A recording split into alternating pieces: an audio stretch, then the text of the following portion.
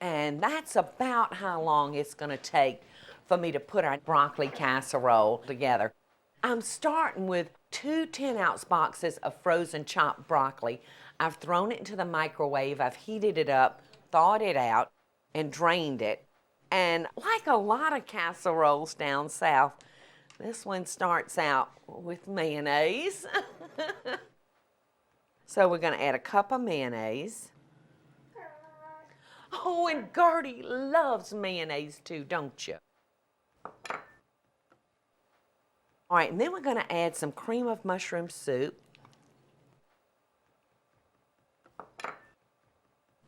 And then I'm going to add some cheese. The beauty of this is you can make it ahead of time, and then it's ready for us to just bowl up and stick in the oven and bake. But before we do that, I'm going to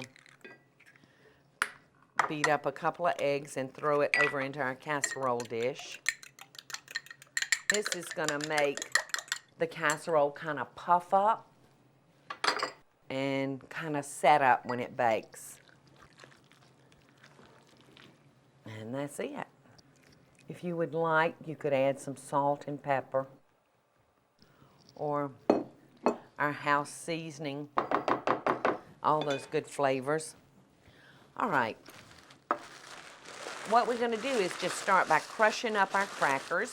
You know, sometimes I doubt the recipes that I select to do on my show because I think, well, maybe they're too simple, too honest. So I'm always thrilled to know that y'all too love the basic honest food, and I'm not embarrassed by this dish, and it's delicious, and I think you're going to love it too.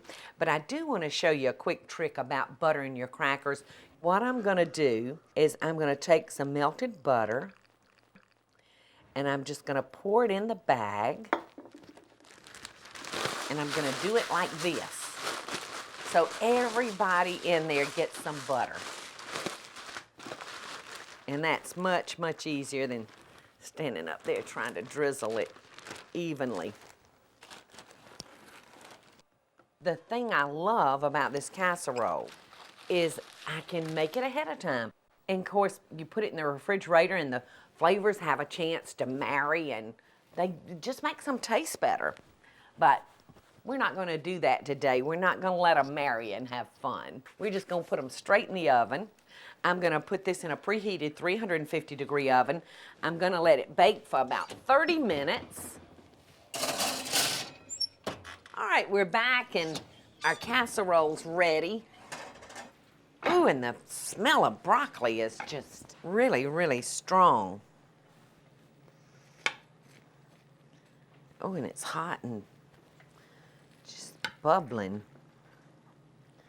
You know, it just wouldn't be Thanksgiving without this casserole on the table. And it's so easy to make.